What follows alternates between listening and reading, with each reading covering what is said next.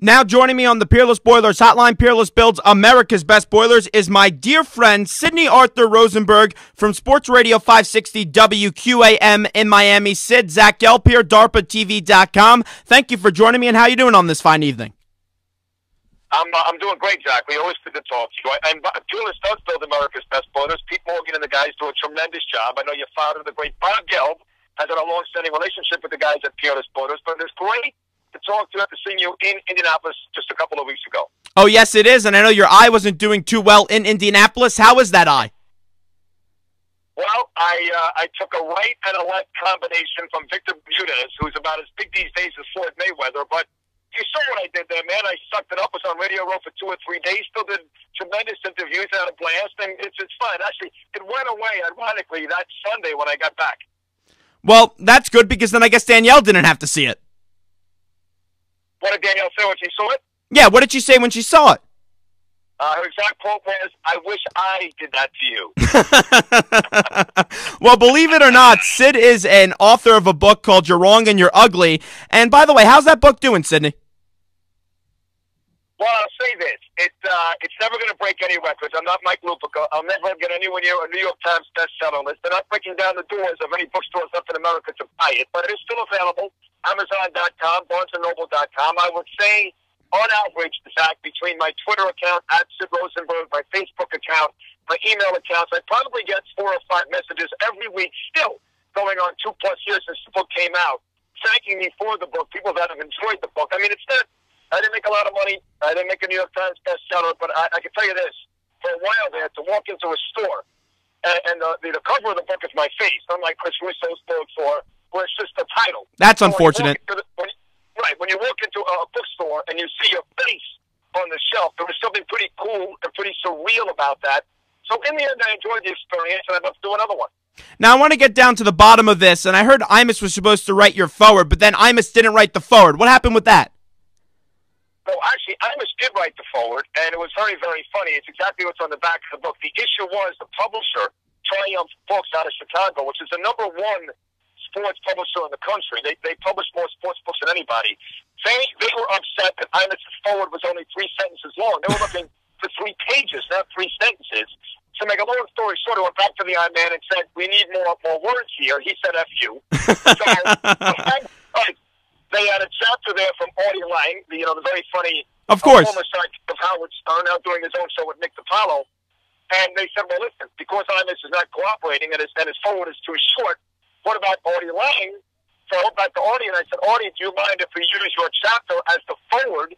He said, "Mind?" He goes, "Sid, I'd be honored. I love you. You're great." So make a long story short, based upon the publisher's suggestion and recommendation, we used Artie Lang's chapter, and Artie agreed, as the forward to Imus on the back of the book. And to this day, Imus and my relationship has been fractured, although Dan did invite me on a couple of times from the Super Bowl, and I stood him up, to be honest. Well, I would say that shocks me, but it really doesn't, because I've known Imus back to his WFAN days, and he put a gun up to my father's face, and I called him a grouchy grandpa, so I would say that it would shock me that he only wrote 3 sentences, but it really doesn't. No, and it was funny. The sentences are really, really funny, and you know how Don is. It's like, hey, whatever I give you, Imus, you should be thankful. You know, I mean, you're Sid Rosenberg. You're nothing compared to me, and you should be thankful and grateful. And when you throw me to the back of the book and put my quote right above a Lawrence Taylor quote, and you give Artie Lang the front of the book, that's you, basically. So, I mean, I knew where the I-Man was coming from, but there's nothing I can do. That's how the publisher wanted it. They were paying me the 5-figure advance. So, in the end, that was that. We're talking to WQAM sports radio personality Sydney Arthur Rosenberg, 3 to 7 each and every weekday on 560 WQAM. And Sid, let's get right to it with the Jeremy Lin stuff. Compare for me Jeremy Lin to one other story that you've seen in the history of covering sports, if you can.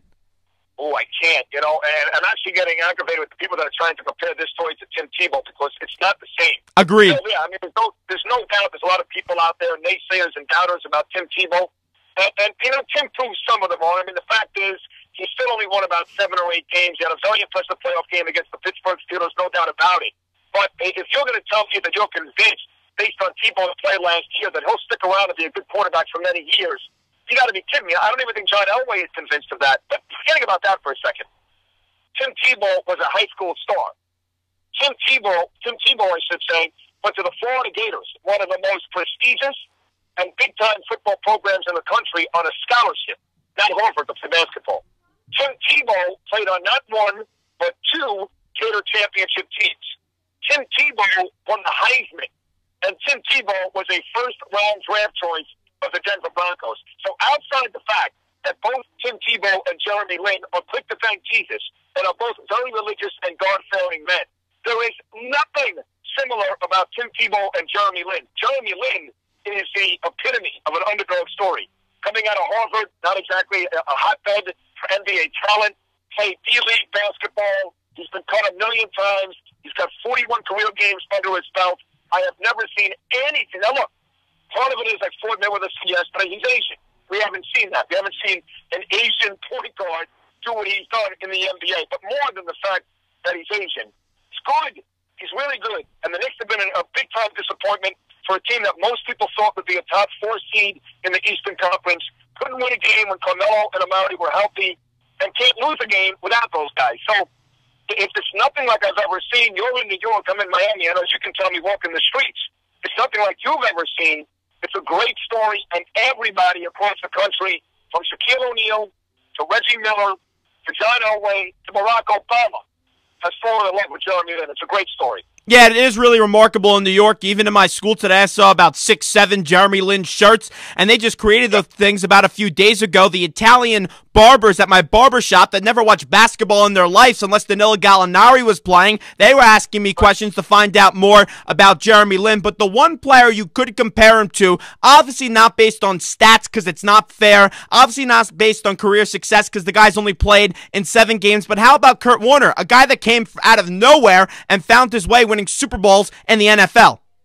Well, that's not fair to Kurt Warner because exactly. Now that's the other side, because Kurt Warner's the guy that, played in 3 Super Bowls and is going to be a Hall of Famer, and Jeremy Lin has had 7 good games. So it's not fair to compare Jeremy to Tim Tebow based upon where they came from, and it's not really fair to compare Jeremy Lin to Kurt Warner based upon what Kurt Warner accomplished. Now, if you're going to tell me in 10 years Jeremy Lin's going to be a 7-time All-Star and help Carmelo and Amari to the championship appearances and, restore the greatness, the legendary days at Madison Square Garden, that's one thing. But right now, yes, I mean, both of those guys come from places where you never think they'd succeed. Kurt Warner was begging groceries and Jeremy Lin was playing D-ball, but right now that's an unfair comparison to Kurt Warner.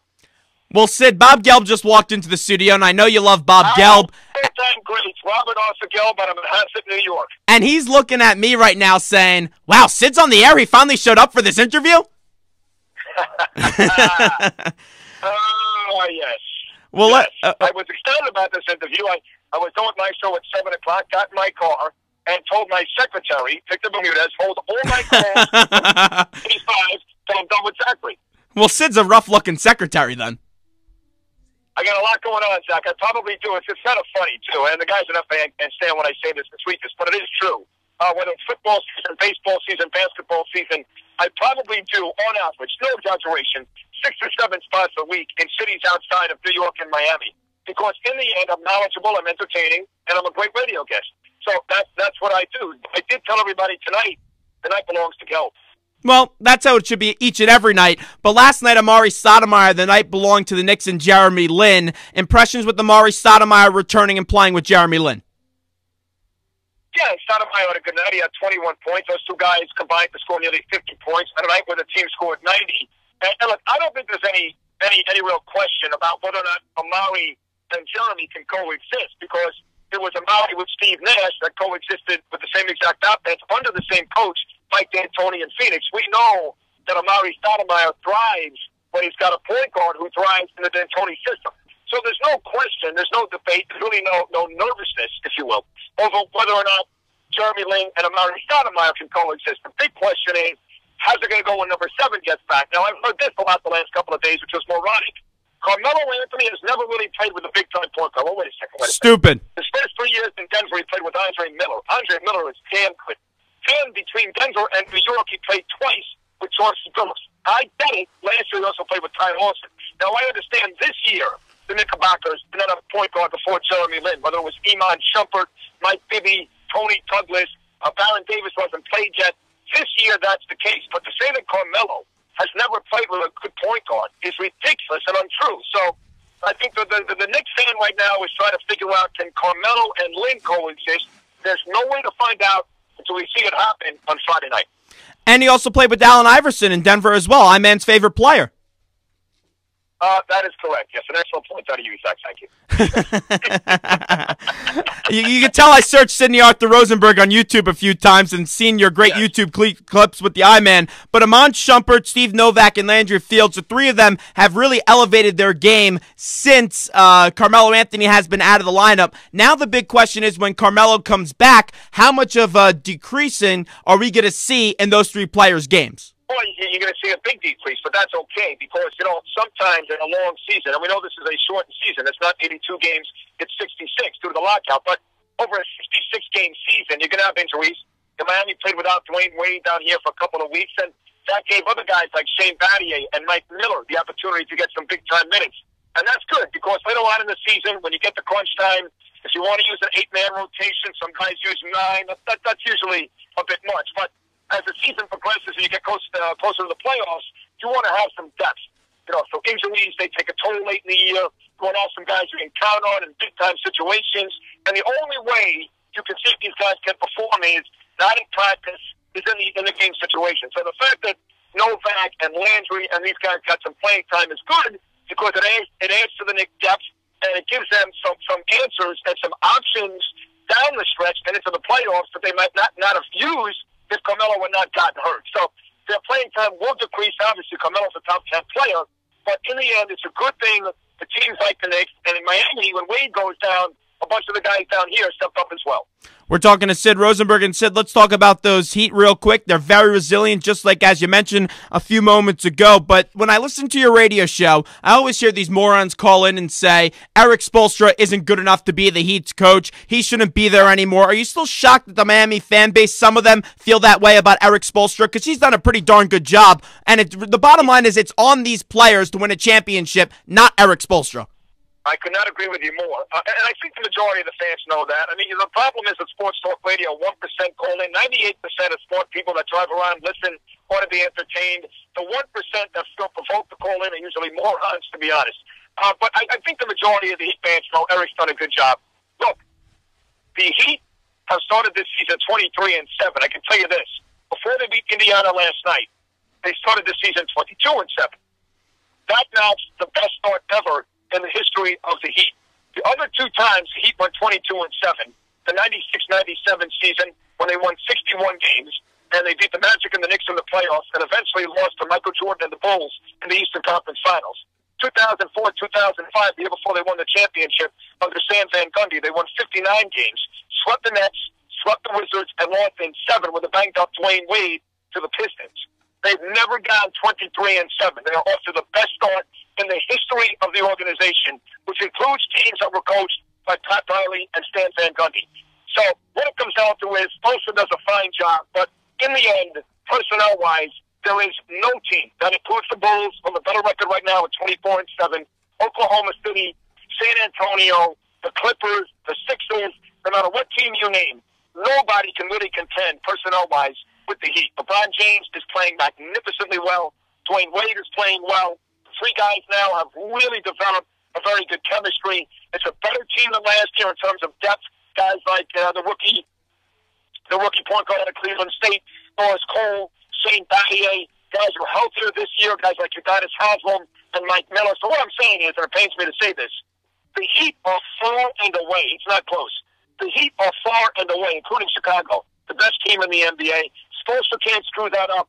Bob Gelb can't screw that up. Mike Francesa probably can, but the Heat will still win. That's great. Sid, final one here. New York Rangers. You like them winning the Cup this year? They're the best team in the league, and Lundqvist is playing great, and he shut out the Boston Bruins last night, and he is the best goaltender in the world. And I had the same exact conversation on my radio show today with Kenny Danicle about 3 hours ago.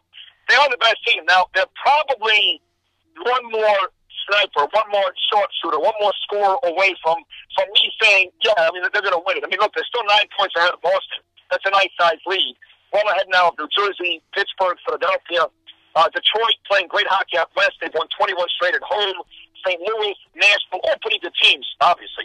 But the Rangers are the best team, and they've got the best goaltender in the world, and they got, the big stars are stepping up this year, the Gaboricks, the Callahans, Brad Richards at times has had his moments. So, yes, I mean, the Rangers, they are good enough to win the Stanley Cup. But you know this, Zach, I believe of all the sports, baseball's World Series, football, Super Bowl, the NBA championship, the most exciting, the most intense, and the most difficult thing to do is to win in the Stanley Cup playoffs and win the Stanley Cup. So I've seen teams win the President's Trophy, having the most points during the regular season, where the Rangers are right now.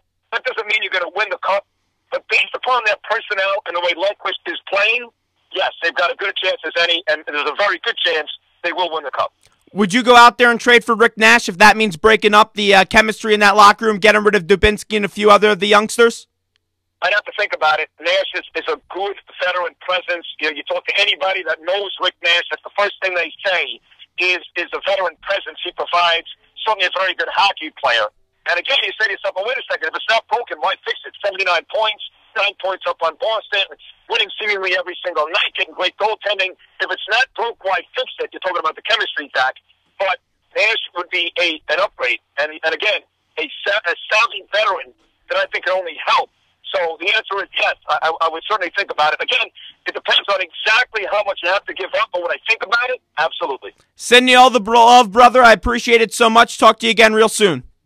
I love you. I love Bob. I love Lisa. Lori. I don't know. I love Lisa too. There's a Lisa out there I'm sure I love, but I love Lori. And I love all of you. I love all of you guys. And thank you for having me on. It's always an honor and a thrill. Zach, you do a great job. Thank you. Thank you. Sydney, it was great seeing you at the Super Bowl, and it was really nice of you to come on since Zach couldn't get Dino Costa tonight. You son of a bitch. By the way, Bobby, it was just okay seeing you at the Super Bowl. It wasn't great seeing you at the Super Bowl. But I will say this. Why I love you and Zach is that you're the only person outside of Beningo and Evan that still likes me, but nobody loves me. All the love, brother. Talk to you later, Sid. And that's Sidney Arthur Rosenberg from WQAM in Florida. We got